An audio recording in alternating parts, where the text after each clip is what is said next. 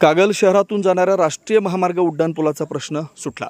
अनेक वर्ष कागल शहरातून जाणारा राष्ट्रीय महामार्ग उड्डाणपूल पद्धतीने करावा अशी सातत्याने मागणी होती। याबाबत राष्ट्रीय महामार्ग समितीने नामदार हसन मुश्रीफ यांच्याकडे सातत्याने मागणी केली होती। याबाबत नामदार नितीन गडकरी यांच्याकडे सुद्धा मागणी केली होती। या मागणीचा विचार करून उड्डाणपूल मंजूर केला होता। त्याचं टेंडर प्रसिद्ध करायचं होतं। ते आज राष्ट्रीय महामार्ग प्राधिकरणाच्या वेबसाईटला ₹295 कोटींचे टेंडर प्रसिद्ध झाले।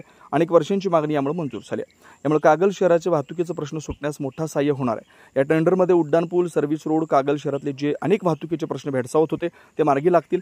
कागलचा अनेक वर्षांचा प्रश्न सुटण्यास मदत होणार आहे। या कामी हसन मुश्रीफ, राष्ट्रीय महामार्गाचे प्रमोद कुमार सिंग, जिल्हाधिकारी अमोल येडगे यांनी प्रयत्न केले, तर नामदार नितीन गडकरी यांनी सकारात्मक भूमिका घेतली।